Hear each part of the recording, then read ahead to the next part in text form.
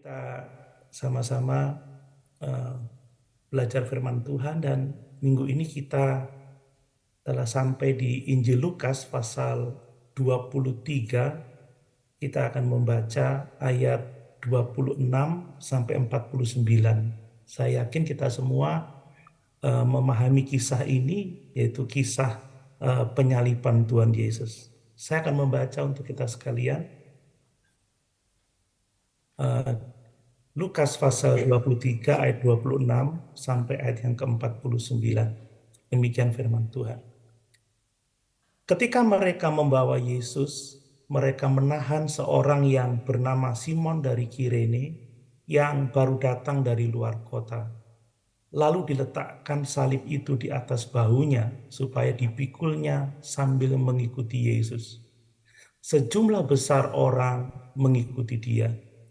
Di antara banyak perempuan yang menangisi dan meratapi dia, Yesus berpaling kepada mereka dan berkata, "Hai putri-putri Yerusalem, janganlah kamu menangisi aku, melainkan tangisilah dirimu sendiri dan anak-anakmu. Sebab lihat, akan tiba masanya orang berkata, berbahagialah perempuan mandul dan yang rahimnya tidak pernah melahirkan dan yang susunya tidak pernah menyusui. Maka orang akan mulai berkata kepada gunung-gunung, runtuhlah menimpa kami, dan kepada bukit-bukit timbunilah kami. Sebab jikalau orang berbuat demikian dengan kayu hidup, apakah yang akan terjadi dengan kayu kering? Dan ada juga digiring dua orang lain, yaitu dua penjahat untuk dihukum mati bersama-sama dengan dia. Ketika mereka sampai di tempat yang bernama Tengkorak, mereka menyalibkan Yesus di situ dan juga kedua orang penjahat itu, yang seorang di sebelah kanannya dan yang lain di sebelah kirinya.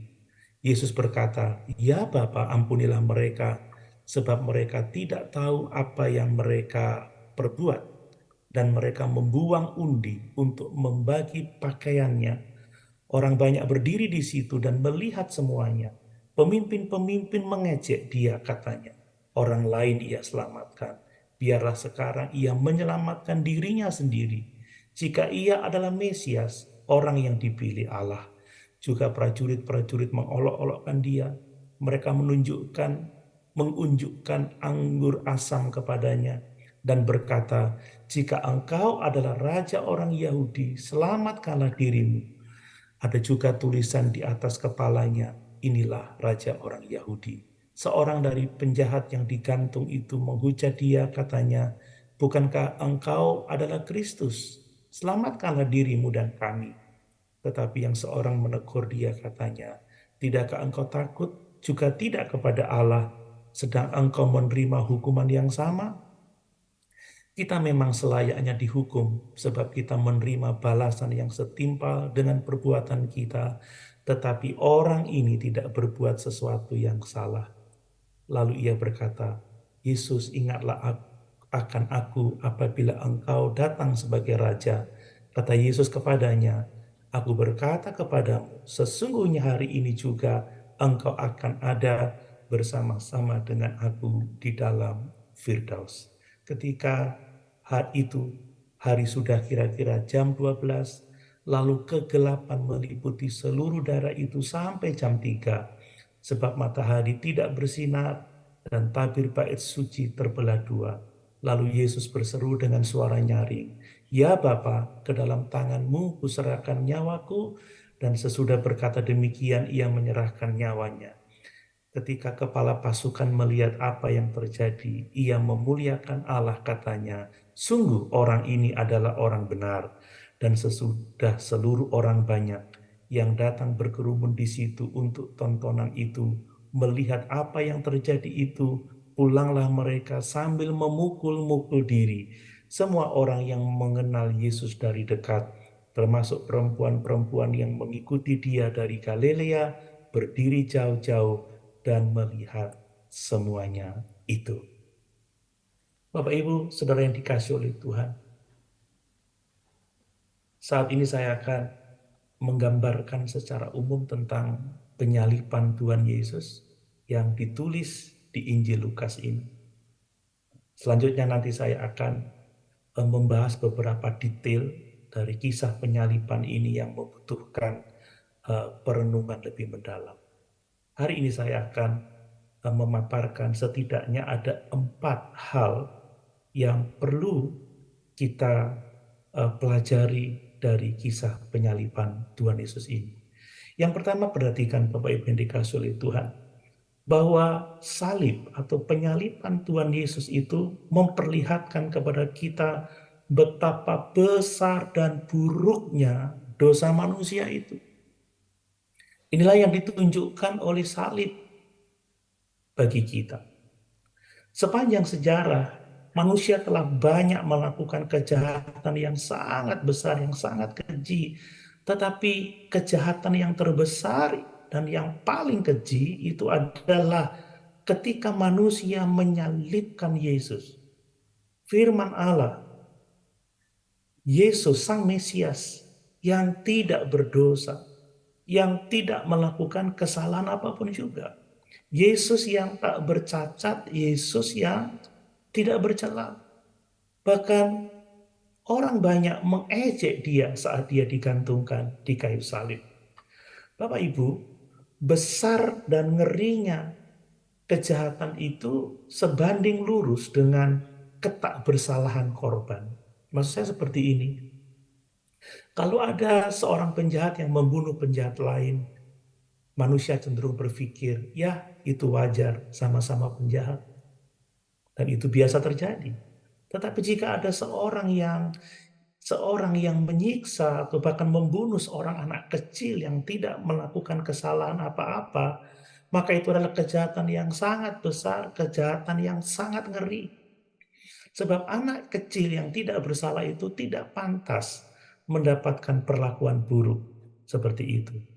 Nah, meskipun anak-anak itu cenderung tak bersalah, tetapi hanya Yesus, anak domba Allah yang tak bercacat celah. Dia tidak ternoda oleh dosa. Dia kudus, dia benar. Oleh sebab itulah, bahwa kejahatan terhadap Yesus itu adalah kejahatan yang terbesar, kejahatan yang terkeji, sebab manusia membunuh Sang Mesias yang tak ternoda oleh dosa. Membunuh dia yang benar, yang tidak pernah berbuat salah sama sekali. Kita mengenal Yesus sebagai firman yang menjadi manusia. Dia telah merendahkan dirinya, tidak menganggap kesetaraannya dengan Allah sebagai milik yang harus dipertahankan, tetapi mengosongkan dirinya, mengambil rupa manusia. Dia telah rela taat sampai mati di atas kayu salib. Kalau kita mengingat mujizat-mujizatnya, kebaikannya untuk menolong orang banyak, maka tidak pantas Yesus menerima penyaliban itu. Sekali lagi, saya mau katakan bahwa salib itu menyatakan betapa buruknya dosa manusia itu. Karena manusia telah menyalibkan yang benar, menyalibkan anak domba Allah yang tak bernoda, yang tak bercacat. Jadi sekali lagi, menyalibkan Yesus adalah kejahatan paling besar, kejahatan paling kecil. Itu sebabnya, Bapak Ibu, adalah dosa besar kalau kita melawan Yesus. Dosa besar kalau kita tidak taat dan dengar-dengar pada firman. Saat kita melecehkan Yesus yang telah mati di salib untuk menebus dosa-dosa kita. Saat kita tidak mentaati dia, itu dosa yang paling buruk yang pernah kita lakukan selain dosa-dosa lain yang pernah kita lakukan. Nah, berbicara tentang dosa manusia, kalau kita membaca Yohanes pasal 3 ayat yang ke-19, di situ dikatakan bahwa manusia itu lebih menyukai kegelapan daripada terang. Sebab perbuatan-perbuatan mereka itu jahat. Inilah karakteristik orang berdosa. Kiranya kita yang sudah percaya Yesus, kiranya kita yang sudah mengikuti Yesus, kita tidak menyukai kegelapan. Amin. Kita mencintai terang itu. Jangan sampai kita masih hidup di dalam perbuatan-perbuatan daging atau manusia lama itu. Tetapi inilah firman Tuhan ya, manusia itu menyukai kegelapan daripada terang. Dan kegelapan hati manusia itu tidak pernah segelap tatkala manusia itu menyalibkan Yesus Sang Mesias itu. Itu sebabnya kenapa Allah mengirimkan kegelapan atas negeri itu atau atas Yerusalem, atas Golgota tatkala mereka menyalibkan Yesus. Kegelapan yang Allah kirimkan pada saat penyaliban Yesus bukanlah gerhana matahari biasa, tetapi itu adalah mujizat yang dilakukan Allah untuk mengingatkan manusia betapa jahatnya manusia itu, betapa gelapnya hati mereka itu. Dan gelapnya hati manusia itu juga ditunjukkan tatkala pemimpin-pemimpin agama tidak hanya menyalibkan Yesus, tetapi masih juga mengejek Yesus saat Yesus tergantung di atas kayu salib. Bapak Ibu, inilah dosa yang paling besar. Mari kita juga tidak akan menyalibkan Yesus yang kedua kali karena kita tidak mau hidup dalam kebenaran. Sebab itu akan menjadi dosa yang sangat besar kalau kita tidak taat pada firman. Nah, coba perhatikan ya, ada begitu banyak respon dari orang-orang yang melihat penyaliban Yesus itu. Dan saya menilai para pemimpin agama Yahudi lah yang paling berdosa. Sebab mereka tahu siapa Yesus, mendengarkan khotbah-khotbahnya, melihat mujizat-mujizat, melihat kebaikannya, menemukan tidak ada kesalahan pada Yesus seperti dikatakan oleh Pilatus dan Herodes. Tetapi mereka tetap membunuh Yesus, menyalibkan Yesus, dan bahkan mengejek Yesus. Para prajurit Roma juga mengejek Yesus. Dia bersalah, tetapi itu karena kebodohan, karena ketidaktahuan. Dosanya tidak sebesar dosa pemimpin-pemimpin agama itu. Banyak orang yang berdiri hanya menonton, penasaran, tidak tahu harus berpikir apa. Para pencuri dua-duanya sebelumnya mengejek Yesus, seperti dicatat pada Injil yang lain, tetapi yang satunya bertobat. Dan orang banyak yang melihat kejadian itu mungkin karena kesadaran mereka pulang dengan memukul-mukul dirinya, mungkin karena kecewa atas peristiwa itu. Inilah pekerjaan awal Roh Kudus yang memungkinkan Allah bekerja sehingga pada waktu Petrus berkhotbah pada hari Pentakosta ada 3.000 orang diselamatkan. Bapak Ibu, teman-teman dekat Yesus melihat dari jauh karena mungkin takut ya, karena mungkin bingung. Pertanyaannya, bagaimana dengan kita tatkala kita melihat gambaran Yesus yang disalibkan ini? Bapak Ibu, saya yakin Lukas tidak ingin hanya kita melihat dosa orang banyak pada waktu itu, dosa para pemimpin agama, dosa yang dilakukan oleh para prajurit, juga orang-orang yang kebingungan, bahkan para murid dan orang-orang dekat Yesus yang melihat dari jauh. Tetapi saya yakin Lukas ingin kita juga dapat melihat keberdosaan kita sendiri. Meskipun mungkin kita tidak berdosa seperti para pemimpin agama Yahudi, tetapi Yesaya pasal 53 ayat yang ke-6 menuliskan, kita sekalian sesat seperti domba, masing-masing kita mengambil jalannya sendiri. Tetapi Tuhan telah menimpakan kepadanya kejahatan kita sekalian. Saya sungguh-sungguh sedih karena yang Yesus disalib itu karena dosa-dosa saya. Yesus disalib karena kejahatan kita.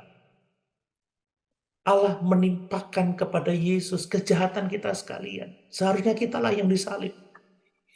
Tetapi dia mau memikul dosa-dosa kita.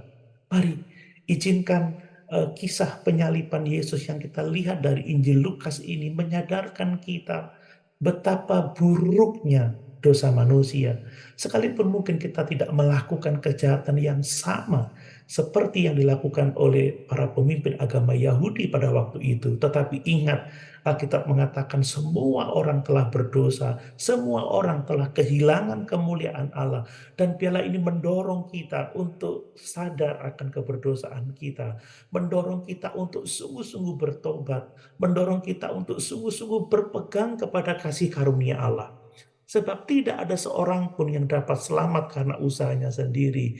Keselamatan itu hanyalah anugerah Allah. Amin, Bapak Ibu. Mari, ini mendorong kita untuk memeluk Yesus lebih erat lagi. Untuk lebih kita setia dalam iman dan melayani Dia. Nah, yang kedua adalah bahwa salib itu menunjukkan betapa mengerikannya penghukuman Allah terhadap dosa. Siapa yang tidak ngeri melihat penyaliban Yesus? Saya masih teringat waktu menonton film The Passion of the Christ, waktu dia disalibkan. Saya tidak henti-hentinya menangis melihat penderitaan yang dialami oleh Yesus. Seandainya kita yang dipaku di sana, apa yang terjadi? Seandainya kita yang sejak awal ditangkap, diadili, dicambuk, diejek, dipukul, dihina, betapa sakitnya itu. Tetapi sekali lagi sakit Yesus tidak hanya karena penderitaan fisik, tetapi karena dia memikul dosa-dosa kita. Ini menunjukkan betapa ngerinya penghukuman Allah terhadap dosa. Dan kiranya kita tidak lagi mau bermain-main dengan dosa.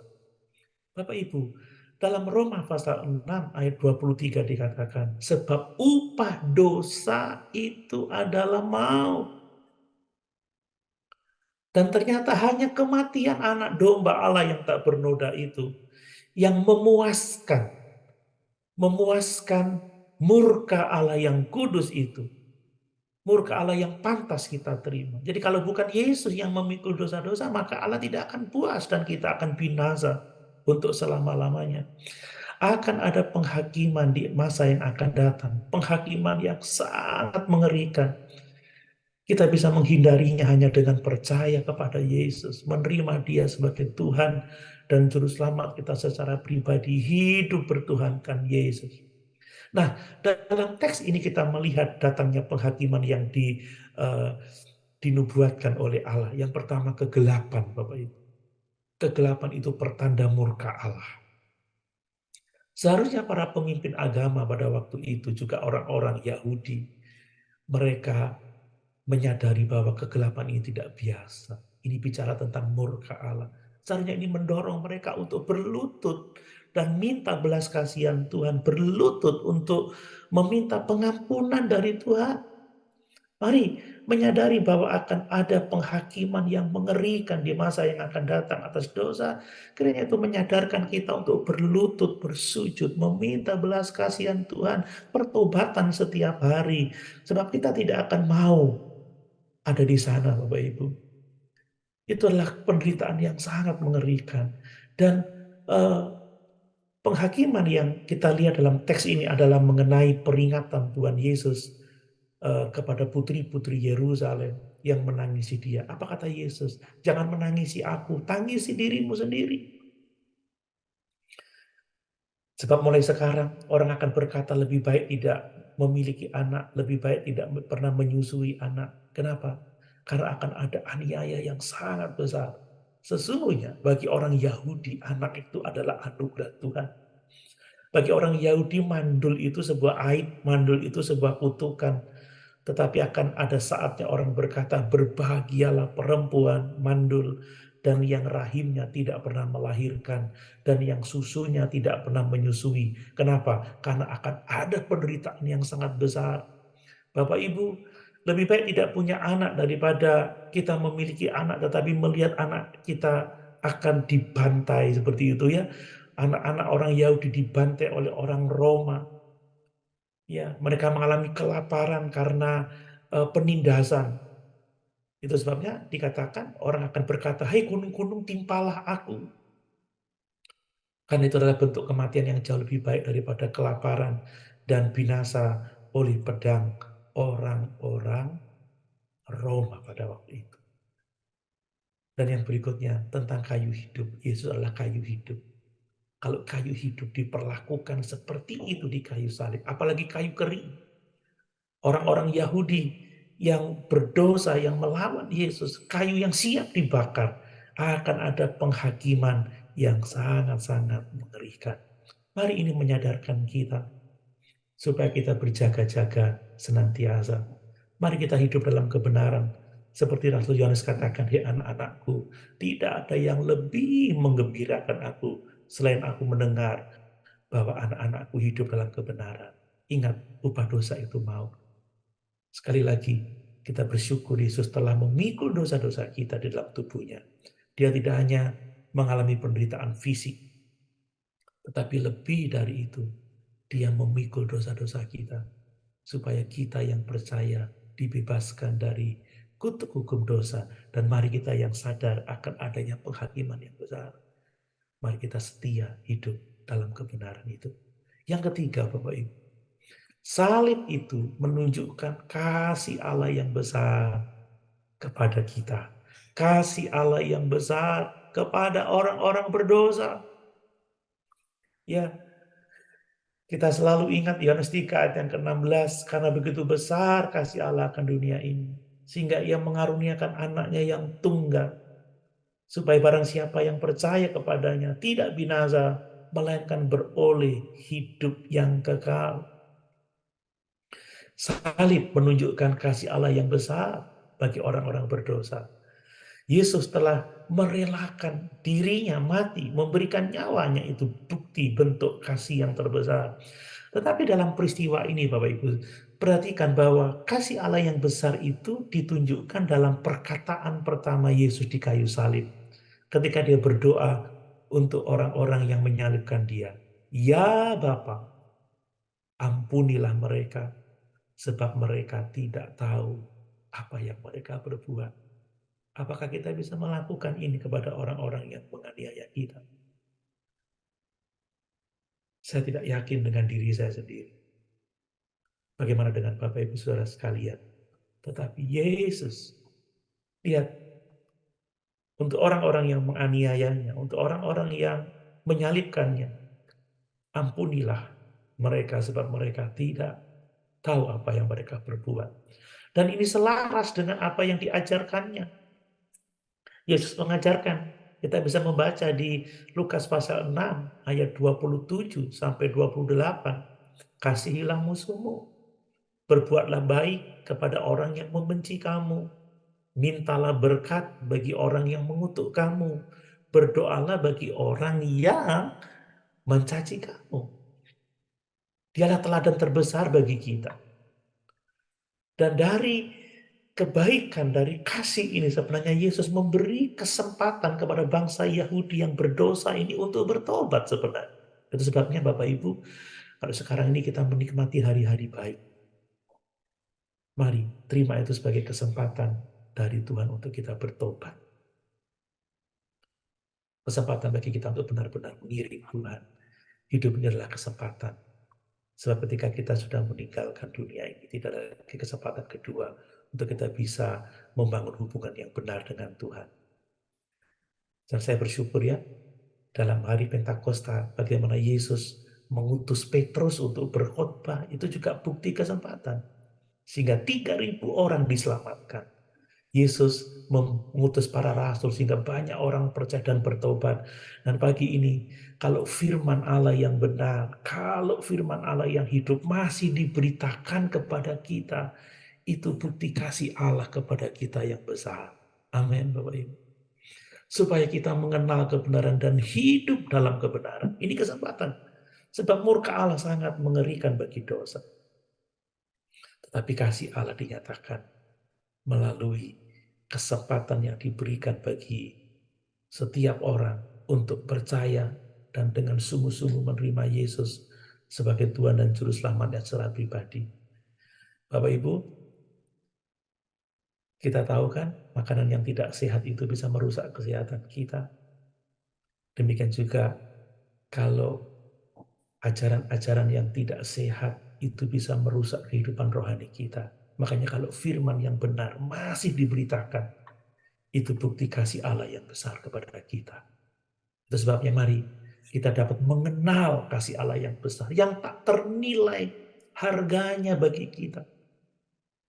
Mari kita bersyukur kalau firman Allah masih diberitakan, kalau kita masih hidup hari ini, kalau kita masih ditegur, masih dinasehati, seperti Yesus telah mengutus Petrus untuk berkhotbah, mengutus Stefanus juga untuk berkhotbah sekalipun dia jadi martir yang pertama. Itulah kesempatan untuk manusia mengenal kebenaran dan diselamatkan oleh Allah. Mari kita belajar mengenal kasih Allah yang besar. Semua penderitaan yang Yesus alami di kayu salib itu digambarkan di sini agar kita melihat dengan jelas betapa besarnya kasih Allah kepada kita, betapa mahalnya harga keselamatan kita. Kemarin malam ada seorang kekasih yang WA kepada saya. Om Doni, kalau Tuhan mengasihi saya, kenapa saya kok diizinkan mengalami persoalan-persoalan ini? Saya hanya balas seperti ini. Lihatlah salib. Baca lagi Yohanes 3 ayat yang ke-16. Apa kata kekasih ini? Dia katakan, Yesus rela mati untuk kita, menyerahkan nyawanya untuk kita. Bapa memberikan anaknya bagi kita. Nah, tidak berarti kalau kita menderita saat ini Tuhan tidak mengasihi kita. Karena kasihnya sudah ditunjukkan di kayu salib. Bapak Ibu, bukankah Bapak mengasihi Yesus? Sangat mengasihi Yesus. Tetapi lihat, Bapak mengizinkan, bahkan menetapkan Yesus untuk menderita. Kenapa kalau Bapak mengasihi Yesus membiarkan Yesus ditangkap? Mengapa Bapak mengasihi Yesus membiarkan Yesus dipukuli, diludahi, disalib, mati dengan cara mengerikan? Karena Yesus harus melakukan itu. Bapak Ibu, kalau kita menghadapi persoalan di dunia ini bukan karena Allah tidak mengasihi kita. Itu karena memang dosa. Itu karena keadaan dunia yang semakin buruk. Itu bisa karena kesalahan orang lain. Itu bisa karena kesalahan kita.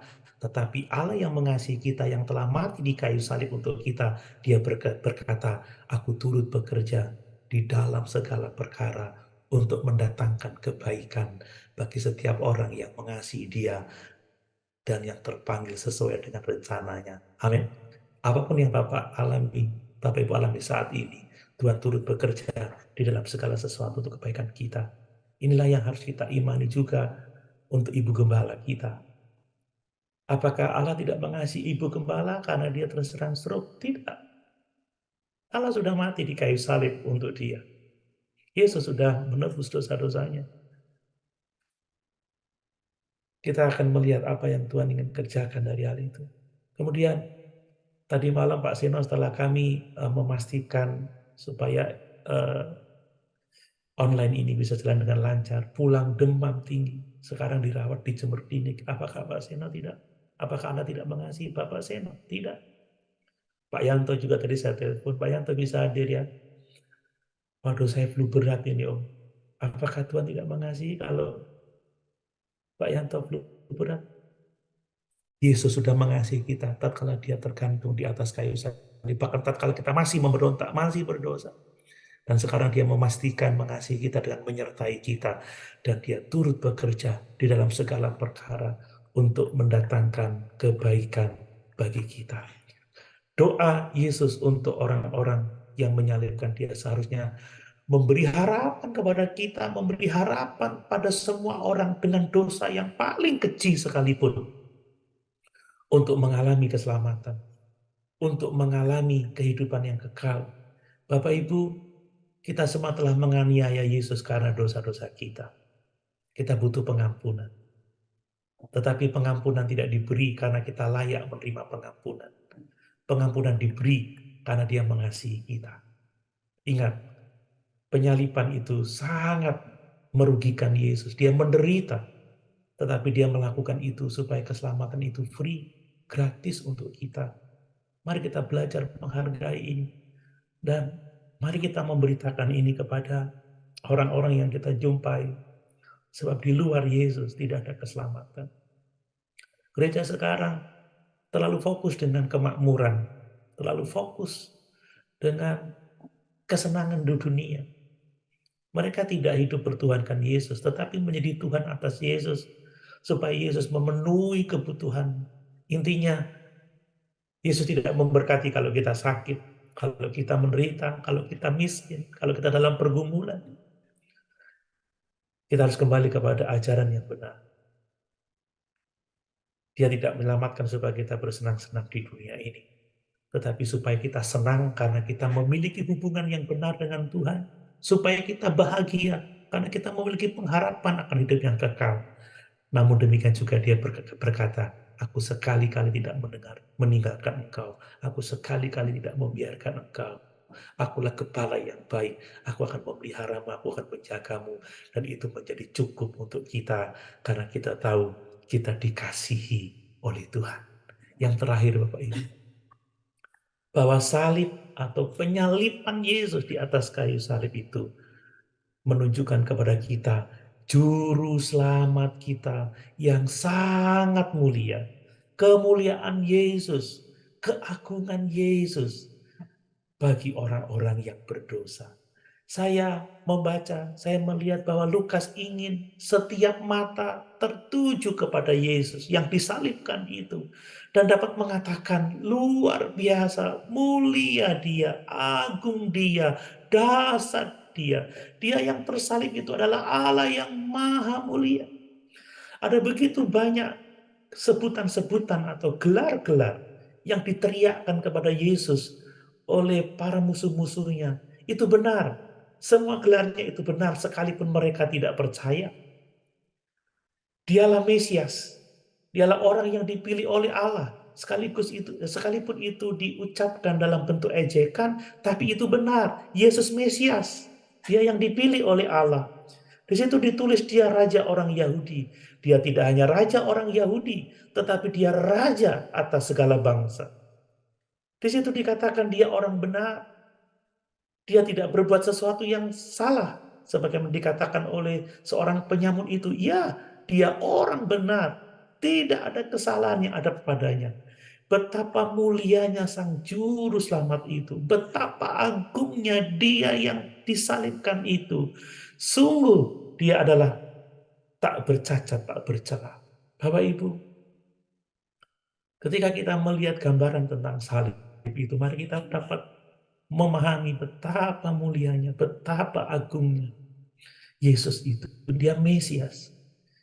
Dia yang dipilih oleh Allah. Dia Kristus yang diurapi.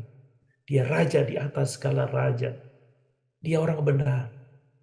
Dia tidak ternoda oleh dosa sama sekali. Apakah kita mengagumi dia seperti itu? Sehingga membuat kita sungguh-sungguh berlutut menyembah dia, memuji dia, mentaati dia. Sebab dia begitu agung dan mulia. Saya akan menunjukkan ada beberapa hal dari pribadi Yesus yang diungkapkan dari teks ini, Bapak Ibu. Kita membaca, Yesus itu sepenuhnya manusia, tetapi dia juga sepenuhnya Allah, Bapak Ibu ya. Dia adalah pribadi yang memiliki dua kodrat, manusia dan Allah. Manusiawi dan ilahi, ini Allah. Sebagai manusia, Yesus begitu menderita karena malamnya yang sangat berat, ditangkap, diadili. Karena siksaan fisiknya, tubuhnya menjadi lemah, sehingga dia tidak bisa memikul kayu salibnya sendiri. Sehingga orang-orang menangkap atau menahan siapa itu? Yusuf orang Kirene itu untuk memikul salib Tuhan Yesus. Penderitaan yang begitu mengerikan di salib juga menunjukkan bahwa dia adalah manusia seutuhnya. Dia menderita sama seperti dua orang penjahat yang disalib di samping kiri dan kanan. Dia juga mengalami kesedihan sebagai manusia karena dia diejek, dia dihina, bahkan murid-muridnya tunggang langgang meninggalkan dia. Sebagai manusia dia menyerahkan rohnya kepada Bapa yang sangat dia percaya itu. Tetapi fakta bahwa kegelapan terjadi mulai jam 12 siang sampai jam 3 sore, itu menunjukkan bahwa Yesus yang tergantung di kayu salib itu bukan manusia biasa. Dia itu pribadi kedua dari Allah yang tiga pribadi itu tetapi Esa. Bapak Ibu, Allah kita itu Esa tetapi tiga pribadi, Bapa, Anak, dan Roh. Ketiga-tiganya ini berbeda, memiliki pekerjaan yang berbeda, fungsi yang berbeda, tetapi satu esensi, satu hakikat. Jadi bukan Bapa itu ya Yesus, jadi bukan Yesus ya Yesus, bukan Roh ya Yesus, bukan Bapa ya Bapa, Yesus ya Yesus, Roh ya Roh Kudus, ketiga pribadi yang berbeda ini satu. Satu.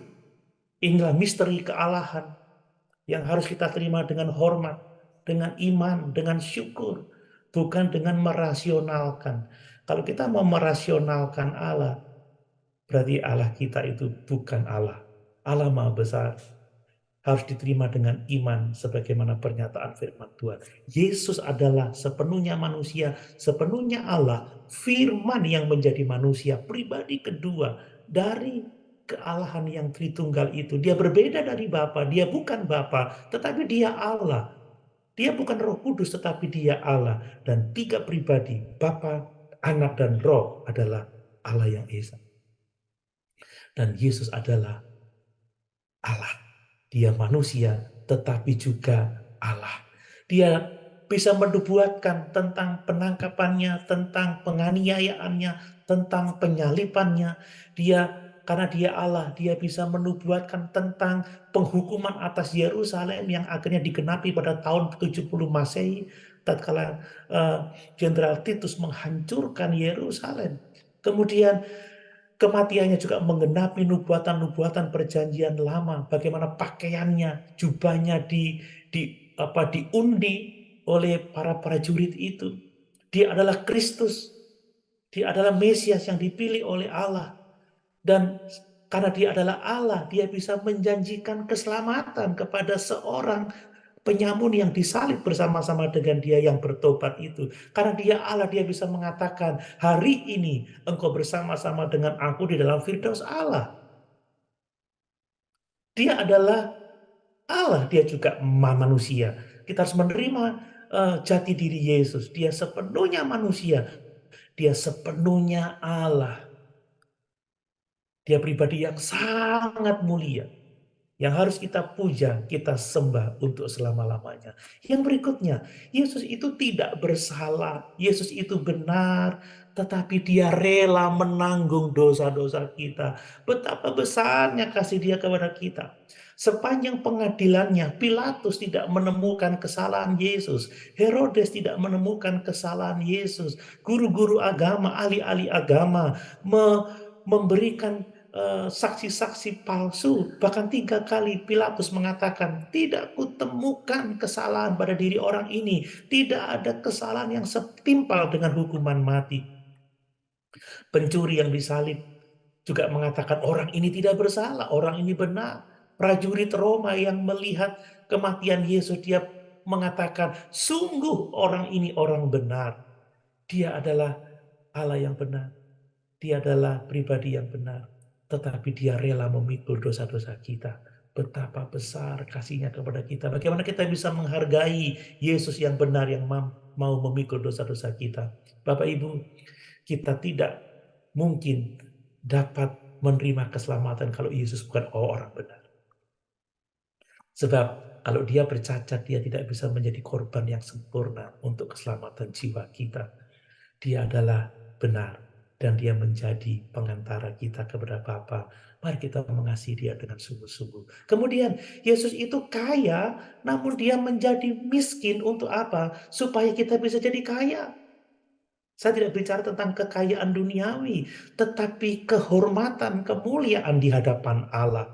Ketika para prajurit itu mengundi atau berjudi atas harta terakhir Yesus, yaitu jubahnya, pakaiannya. Ini menunjukkan bagaimana Yesus yang kaya itu dilucuti supaya dia menjadi miskin, tetapi kita yang miskin bisa menjadi kaya di dalam Tuhan. Allah ternyata menelanjangi anaknya yang kekasih itu supaya dengan ketelanjangannya di atas kayu salib kita memiliki jubah kebenaran supaya kita dapat menerima kehormatan di hadapan Allah Bapa kita. Allah menetapkan Yesus menderita di kayu salib, menjadi miskin bagi kita, supaya kita yang percaya menerima pakaian kebenaran, menerima kemuliaan, sehingga kita tidak lagi dikatakan buta telanjang seperti jemaat di Laodikia yang miskin, buta, dan telanjang itu. Mari kita bersyukur betapa luar biasanya Yesus itu. Ya, Dalam 2 Korintus 8 ayat yang ke-9, Paulus menulis seperti ini. Karena kamu telah mengenal kasih karunia Tuhan kita Yesus Kristus, bahwa ia yang oleh karena kamu menjadi miskin, sekalipun ia kaya, supaya kamu menjadi kaya oleh karena kemiskinan. Oh, haleluya. Sembah Yesus. Ikut Yesus karena dia yang kaya menjadi miskin, supaya kita menjadi kaya. Dan perhatikan Bapak Ibu yang berikutnya, Yesus itu penuh belas kasihan, penuh pengampunan, namun dia juga adalah hakim atas semua umat manusia. Kita melihat belas kasihan Yesus ketika dia berdoa untuk orang-orang yang menyalibkan dia. Kita melihat belas kasihan Yesus ketika memperingatkan putri-putri Yerusalem akan penghakiman yang akan datang. Yesus menggantikan kita mati di kayu salib karena belas kasihannya. Tetapi dia yang telah memikul dosa kita, dia juga adalah hakim yang akan menghakimi semua orang.